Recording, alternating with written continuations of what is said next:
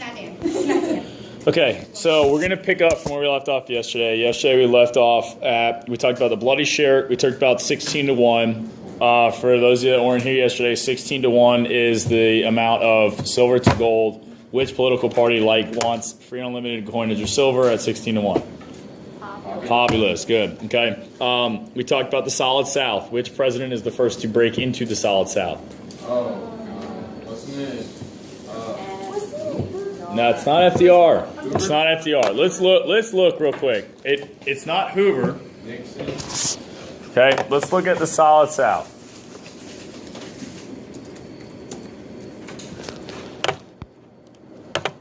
Let's take a look at which election is this? 1868, 1990. So that's the switch. All right, so let's look at the election of 1932 with Roosevelt.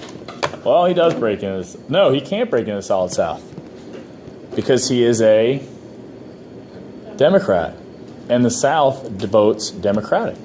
That's the Solid South. So he can't be. It has to be a Republican who breaks into the Solid South. Okay, so I'm glad that I cleared that up because I think I said that yesterday that it might be him. But I mean, so you have he can't break in because he's Democratic, so it has to be a Republican president. Eisenhower is the first one to break into the Solid South. Okay, who crushes the Solid South? Nixon with his Southern strategy. Okay, so Nixon is going to crush the Solid South. Nice job. All right, so after the Solid South, what did we have after that? Somebody's got to have index pages out for something. Is it after? You've been keeping up with them all year, right? All right, so Jus Soli versus Jus Sanguineus. So this was the Chinese Exclusion Act. Okay, this had to do with the Chinese Exclusion Act. It was the Jus Soli and Jus Sanguineus. And what it had to do with was that it's not fair that we are not guaranteed citizenship as Chinese people who are born in this country or born to an American mother.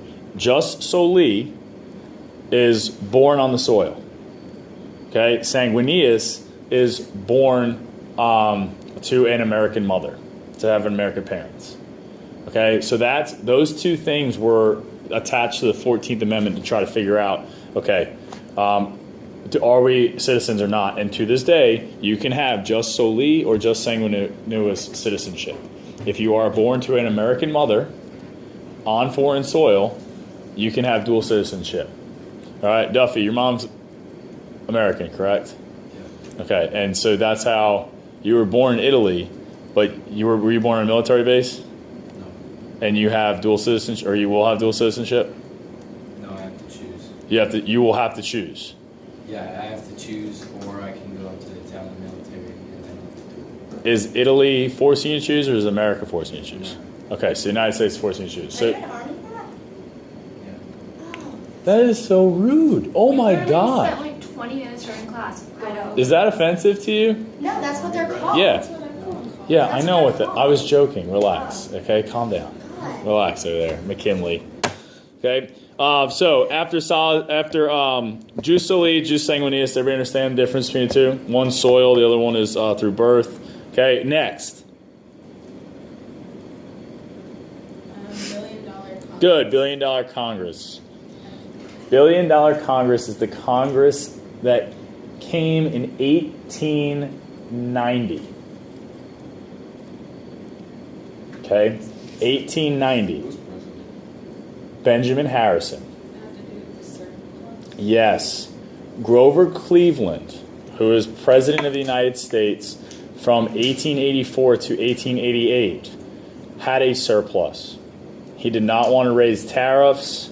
Okay, he had a big, and so he just had a surplus. I mean, he didn't spend the money correctly, and that's a bad thing when you have a surplus, except when you look at Clinton after we spent all that money. So the $1 billion Congress has all of this money, and they are the first Congress to appropriate spending $1 billion. That's the significance of them. Okay, now one of those things has to do with and we're going to go way back here.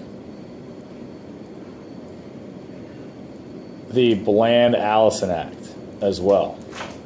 What is the Bland-Allison Act? Ooh, Bland-Allison Act. Hey, skipping soccer today. Fantastic. Yeah. I went for that one. I texted my coach. I was like, "This isn't happening. Sorry." Yeah. So we'll close the door. What was the Bland-Allison Act? Logan's coming after student council, and Devin's like right behind us. Okay, Bland-Allison Act. What is the Bland-Allison Act? What did we name? Good choice in soft. The Bland-Allison Act has to do with the $1 billion Congress because the Bland-Allison Act doubled the amount of silver. Okay, the United States government can coin, which means you have more and more and more money, currency coming into the government to help pay for the $1 billion Congress. Okay, so the Bland-Allison Act helps with that. But what you really see is this is going to be a problem because the amount of spending that they're going to have, the amount of coinage of silver that they're going to have, it's going to lead to the worst economic depression besides the Great Depression, which is what? The Panic of 18. That one was bad. What? 1893. Close. 1893. Okay, so that helps lead to the Depression of 1893. Okay, next. Trust. What's next? Trust. Yeah, trust is next. Okay, trust. I think we talked yesterday about trust, robber barons. When you look at trusts, it's a company taking over another company, to dominate the market. That would be a monopoly. And when you look at the trust, there's good trust and bad trust. That's what Teddy Roosevelt's going to say. And trusts are a key part of the Gilded Age. So when you look at trusts, there's two types of integration. You have vertical and horizontal. Which one is bad?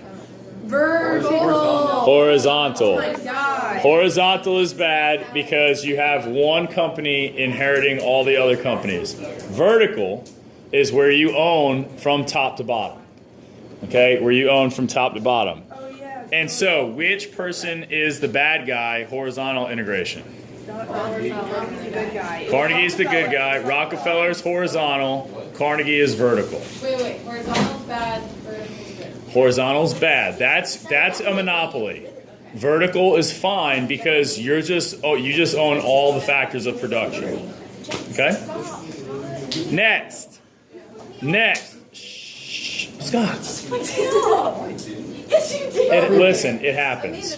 Robber barons. Robber barons are the people who are making money off of being corrupt during the Gilded Age. Specifically, Carnegie, Vanderbilt, Rockefeller, J.P. Morgan. Who's in charge of the steel industry? The robber barons were the ones that were making money off of the railroad. So you're looking at Vanderbilt, you're looking at Rockefeller with the oil, you're looking at steel, Carnegie, but he didn't really make his corruptly, but I mean, he's still a robber baron. It was the powerful guys of the day. They were more powerful than the president of the United States. Who wrote the book? Okay, so good. So there's two. So we have good trust versus bad trust. We have horizontal integration is bad trust. Vertical integration, good trust. We have social Darwinism versus gospel of wealth. Social Darwinism is survival of the fittest. That leads to the wealthy not giving money to the poor because they think the poor is lazy. And there's a book that goes with that called Aces of Diamonds, which is the biggest joke of a book you can ever read in your life. It's actually hilarious to take a look at. And the second one is gospel of wealth. That's Carnegie. If you die rich, you die a disgrace to society because you need to give it all up. Jay, what's up, buddy? Can I take my quiz? What quiz is it? The last one we took. I don't know what it was on.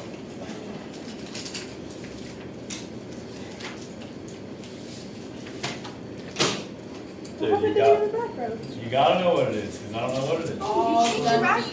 It's all his fault. I didn't. Duffy did.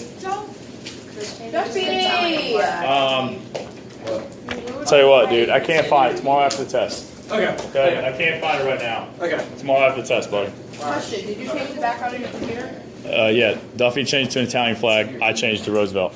Yeah, no, Why not I'll change it make back it later thing? because it was changed. Okay, so you have Gospel of Wealth, Carnegie, Social Darwinism, Gospel of Wealth, Steele. Okay, you also had another way of creating a trust in banking, and this is called interlocking directorates. Who is the founder of interlocking directorates if it's banking? Huh? J.P. Morgan, good. Okay, so J.P. Morgan is the founder of interlocking directorates. Basically what you do is it's the old saying of keep your friends close but your enemies closer. You bring the enemy's banks, head of the banks, to your board of trustees so they are going to want to trust you and sell you shares to their bank. Okay, that creates a banking mecca. Yes? Was it Roosevelt Yes. and J.P. Morgan that had the good trust, or was it a different? Okay, so when you look at trust busting and you look at, this would be a good one to do just on trust and progressive movement. But when you look at Teddy Roosevelt said that J.P. Morgan's, him and J.P. Morgan's trust, Tennessee Valley Steel, was okay because it provided jobs for the region and it provided good things for the region. But Taft comes in and says, no, it's not. It's an illegal trust and we need to bust it. And he ends up trust busting that Tennessee Steel. And yes, every trust is bad. He busts more trust than anybody else. He doesn't do good trust versus bad trust. He just does bad trust. So, like, good trust would be, like, benefiting the people? Yes, any trust that benefits the people. Like, the bad trusts were the ones like Rockefeller, where he would take advantage of the other people's companies, buy them very, very cheaply, telling them, look, your company is only worth $2 million. So here's $2 million. I'll give you $2 million, $2.5 million for it. And they would take it, and then it would actually end up being worth like $20 million. Buying the land from people very cheaply, not telling them that the oil is there even though he knows oil is. That's bad trusts. Okay? That's the difference between the two. All right, fundamentalism versus modernism. What is the trial? Fundamentalism versus modernism. Oh, it's a Scopes trial. Scopes trial. Scopes monkey trial is fundamentalism versus modernism. Fundamentalism, you believe in the idea of creation with Adam and Eve. You believe in basically that the Bible is legitimate, like a legit translation of the Bible. Versus modernism, you start to use science. Science begins to become the question, the teaching of evolution. After who writes about the theory of evolution? Charles Darwin, okay? So that's where you start to see, when Darwin writes his Origins of the Species, that's where you start to see the debate of fundamentalism versus modernism. The debate dies off, and then comes back in the 1920s with the Scopes monkey trial with John T. Scopes teaching evolution in schools.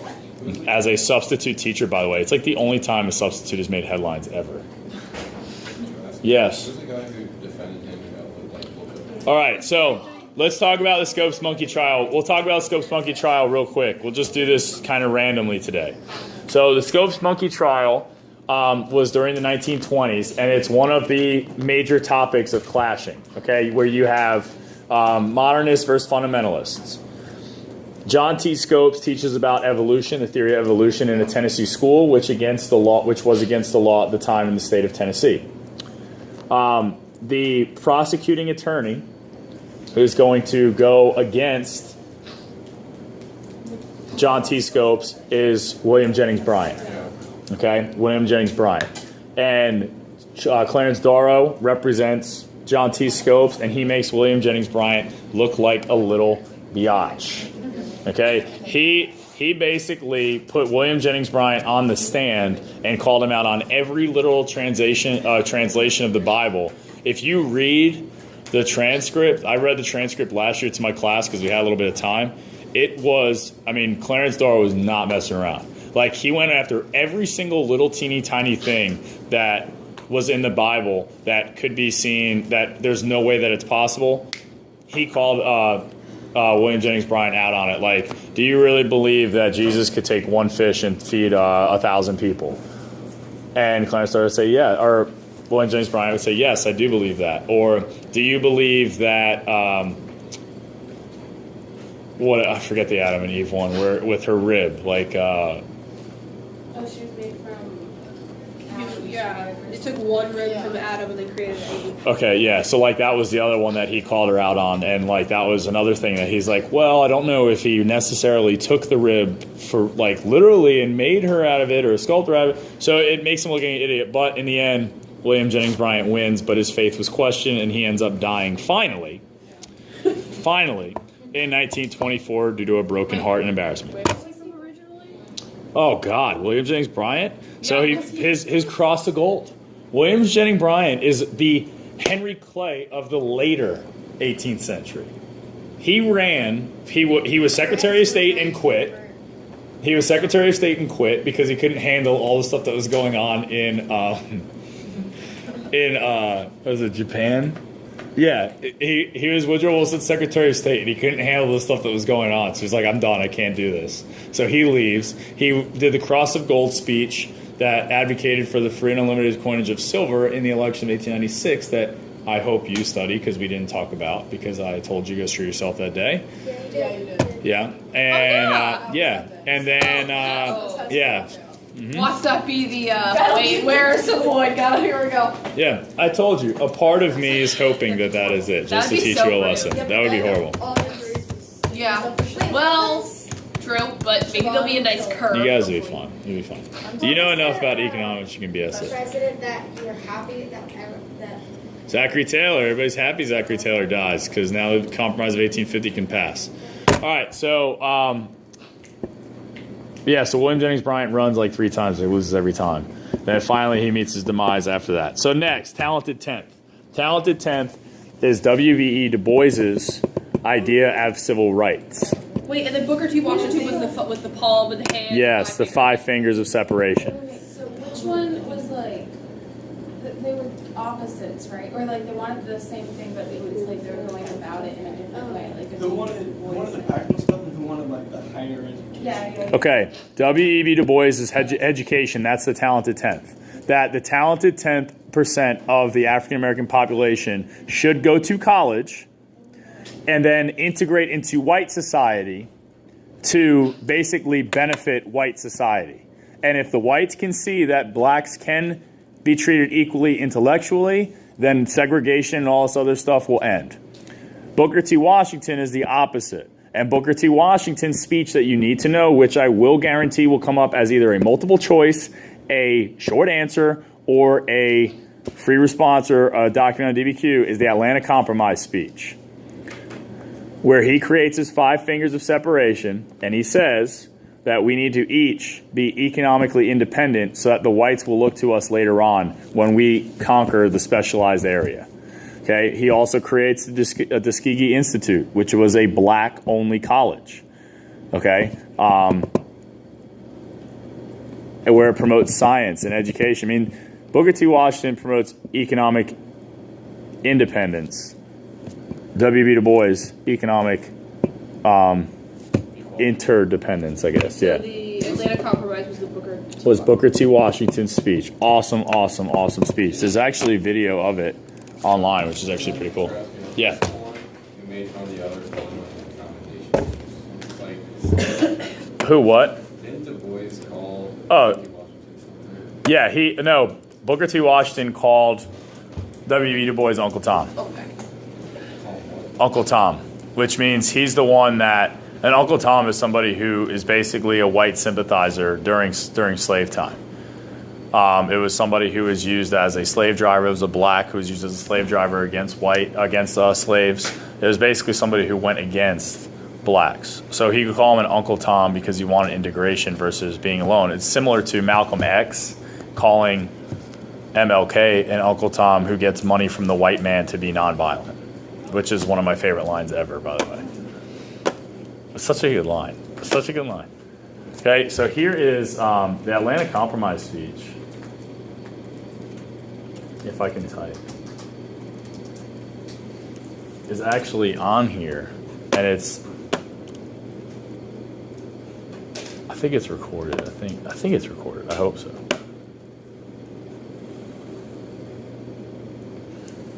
Okay, all right. Oh, oil. Nope, shale. Yeah, so this is the actual speech itself. 1/3 of the population of the South is of the Negro race. No enterprise, the material, civil, or moral welfare perspective can disregard this element of our population and see the highest respect. I contemplate the president and directly the sentiments of the masses of my race when I say that no way of the value and manual the American people more. All right, so here, if you look at the bottom here, this is where you see. Every stage of this problem. Okay, so this is where you can see what it's about. To those of you in the white race who look to the incoming of those foreign-born and strange tongue, have its prosperity of the South, where I permitted, I would repeat and say, to my own race, cast down your bucket where you are, cast down among the 8 million Negroes whose habits you know, whose fidelity, cast down your bucket among these people who you have with strikes and laborers. So he's talking about the immigrants that are coming into the country, that blacks should be chosen over the immigrants, and basically being dependent on blacks. Okay, he wanted the opposite of what W.E.B. Du Bois did, right? Where W.E.B. Du Bois wanted the talented 10th to succeed. Okay. Next is going to be Rags to Riches. Those were the stories that the dime novels, a lot of the dime novels were about during urbanization. That the poor kids can read. They were easy reads, quick reads. They were literally a dime that that they could buy, read, and they were mostly about rags to riches. That you can do whatever you want in America. Rags to riches. During urbanization, probably 1880s. Safety valve theory. Safety valve was the West. Oh, well, that was. Oh my God. Ran out of. That was. Oh my What God. census did they declare that they ran out of space? 1890 census declared that the West could no longer be settled. They have ran out of space. That ends the safety valve. The idea that the safety valve was this fictional idea where if you screw up in the cities, you can move to the West where you can thrive and succeed. Now that the frontier is closed, you can't do that anymore. Who really created the safety valve theory? Who? The one guy. Good. That's what I was saying. He wrote what? He wrote a thesis, and he presented it at the Chicago's World Fair. Good. Frontier thesis, who is it? Oh my God. Turner. Yes, Frederick Jackson Turner. Excellent. Oh, look at that. Yeah, you did. 1890. They closed the frontier. So Frederick Jackson Turner goes to Chicago in the Chicago World Fair and delivers his frontier thesis to all of these people in Chicago who really left. Like, Chicago was the city where people were like, screw this, I'm going west. And he basically sits there and says, frontier's closed, people. You have nowhere else to go. You have to be successful in your situation right now. Like, it's mind-blowing that it happened in Chicago, the irony there. Okay, so as westward expansion happens, we know about the history of the Native Americans, and we get the creation of the reservation system. That's the next thing on the idea page is reservation systems. That's what I have anyway. The reservation systems created really with Fort Atkinson and Fort Larimer treaties with the Native Americans, where they agree that the Sioux will go to North and South Dakota in the Black Hills, really, of North Dakota, and agree to settle there. That's really where the reservation system starts. You can argue the reservation system starts with what trail? Trail of Tears, and what act that goes with that? The Indian Removal Act. I can't remember anything specific like that. I don't know. Maybe I can't just pull it that fast, but if I think about it, I could. Yeah, What was probably. that thing that happened with those two guys, and then like they came into like they were doing the ghost dance. and- Oh, Battle of Wounded Knee. Yeah, when was that? That was 1892 or 1893. Battle of Wounded Knee. That was towards the end of all of this. The Indian Wars were in the 1880s. And Battle of Wounded Knee was like the last one. That was 1893, I believe. So the relationship with Indians we know is always horrible. The Trail of Tears sends them to Oklahoma, which was really Jackson's excuse saying, well, I'm going to give land to the whites who voted for me and going to move these guys west of Mississippi. You will have your own land. The problem with doing that is you've taken 5 tribes with 5 individual beliefs and thrown them in Oklahoma with other Native Americans who are still out there, with Mexicans who are out there, with Spaniards who are out there. I mean, there's so many people out there, and it's bad. They can't intermingle with each other, and it leads to a lot of violence. So in order to stop the violence and in order to allow whites to take more land, they create the reservation system. And it's, like I said, Fort Laramie, Fort Atkinson in the 1850s are the treaties that would go with the reservation system. But it doesn't work out too well. Okay, so let's talk about the Indian Wars real quick. What is the, who is the general that really provokes Indians to attack them? Oh, that Yeah, was... Custer. Okay, General Custer goes to the Black Hills in, I believe it's either South Dakota. Please call 1113 Eric White. Please call 1113. It's either South Dakota or North Dakota. You can just put Dakota because I think it's one state anyway.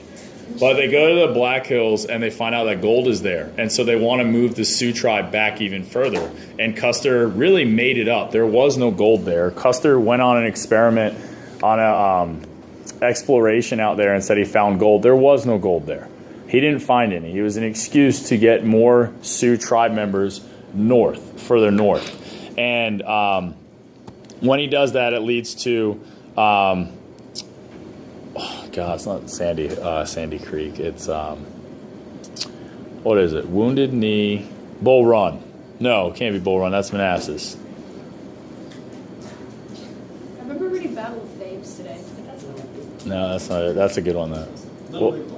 Thank you. Yes, Little Bighorn. Thank you. I could not remember it. So it leads to the battle. Nice job, guys. So it leads to the battle of Little Bighorn. I don't even remember that. I went to this class for... I teach it, and I couldn't remember it. It leads to the battle of Little Bighorn. And the battle of Little Bighorn is where now all of a sudden we're going to start sending massive amounts of troops heading west. By the way, the timing of all this stuff, you have more Western migration because of the Civil War. You have more Confederate troops, veterans leaving and going that way to settle. So, I mean, there's a lot of conflict between natives and the United States at that time anyway. But that's really the creation of the reservation system. So you do have that war. You do have the Indian Wars here with the Battle of Wounded Knee. There's the Sandy Creek Massacre where they go in and the United States goes in and kills women and children and men who are running away, native tribes. I mean, they're just basically clearing them out.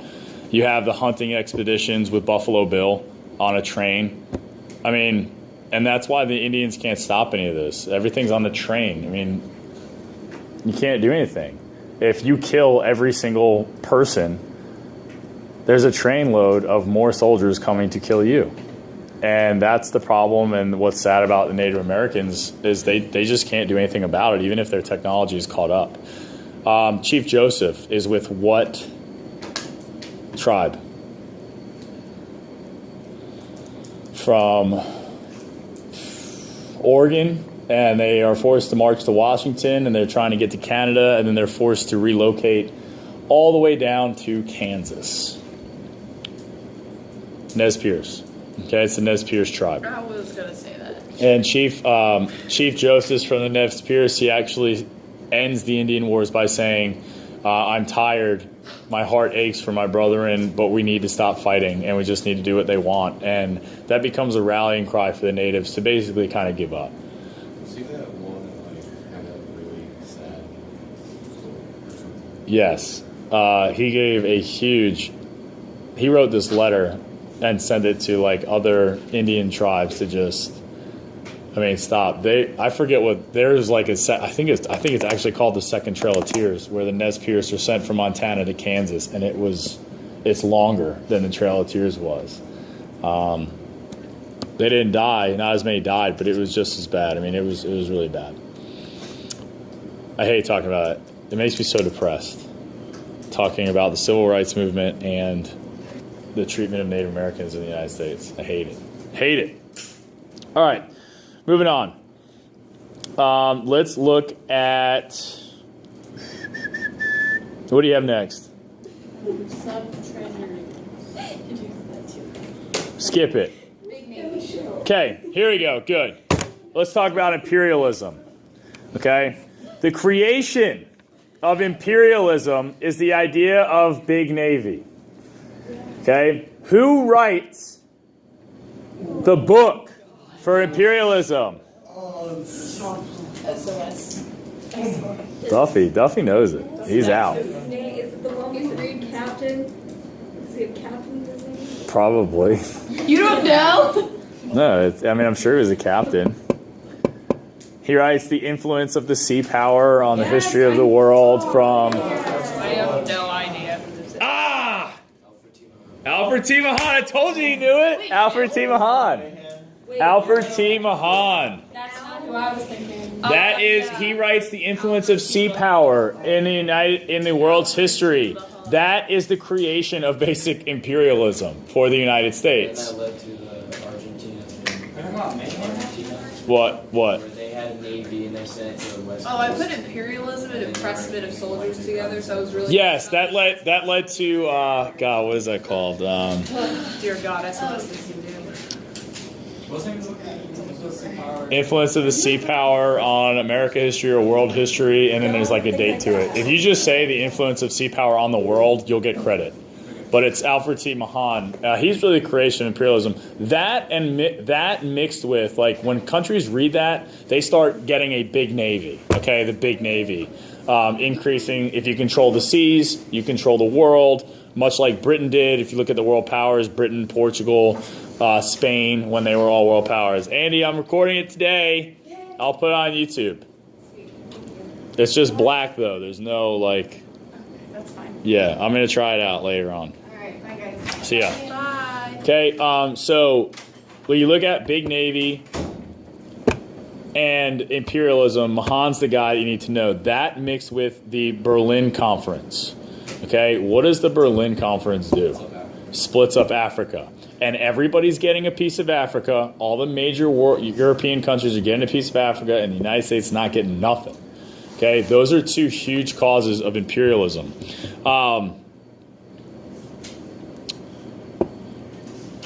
Big Navy is also going to lead to us, really, it's called twisting the lion's tail. What is twisting the lion's tail?